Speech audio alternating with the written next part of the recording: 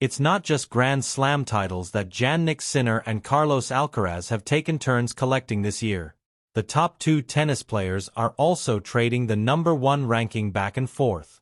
Sinner officially returned to the top spot in the ATP rankings on Monday following his Paris Masters victory, replacing Alcaraz, who had held the honor for nearly 2 months.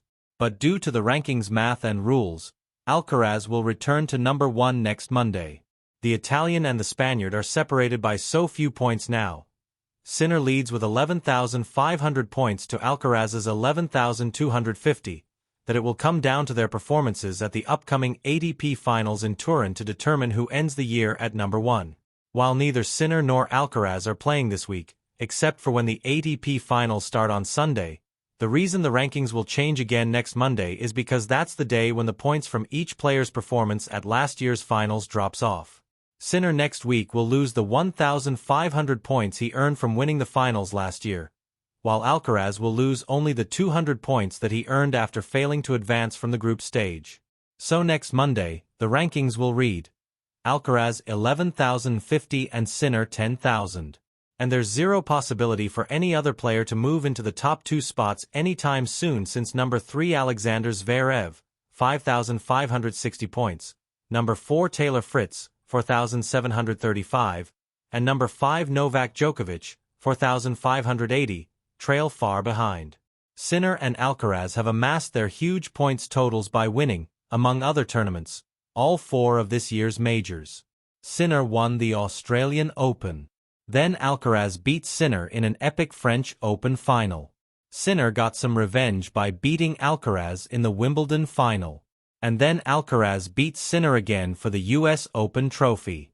Making matters more complicated is that Alcaraz will be seeded #1 for the finals, even though he won't be ranked #1 entering that tournament. That's because the finals uses another ranking system, the race to Turin, that takes into account only points accumulated in the calendar year. Alcaraz leads Sinner by more than 1,000 points in the race rankings. Sinner lost ground in both systems during a 3-month doping suspension near the start of the year. Sinner needs to win the ATP Finals and hope Alcaraz doesn't reach the final to secure the year-end #1 for a second consecutive year. Alcaraz needs to win 3 matches at the finals to finish 2025 atop the rankings for the second time in his career. Alcaraz became the youngest player to finish a year at #1 when he achieved the feat as a 19-year-old in 2022. As for the WTA rankings, Aryna Sabalenka has already secured the year-ending #1 spot.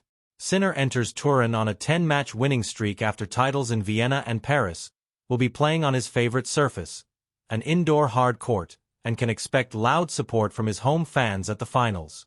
Alcaraz goes to Italy coming off a loss to Cameron Norrie in his Paris opener and has often struggled when playing indoors. The other players to qualify for the finals, which features the top 8 of the race, so far are Zverev, Djokovic, Ben Shelton, Fritz and Alex de Minaur. Paris finalist Felix Auger-Aliassime and Lorenzo Musetti are still battling for the final spot, with Musetti needing to win a tournament in Athens this week to move ahead of the Canadian and qualify for the elite event in his home country. It's also unclear, though, if Djokovic plans to play the finals at a point in his career where he has said he's focusing almost exclusively on the majors. Djokovic, who withdrew from the finals last year, is playing in Athens this week.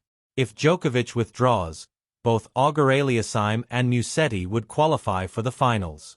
The draw for the finals is slated for Thursday, when it could still be uncertain who the last qualifier is.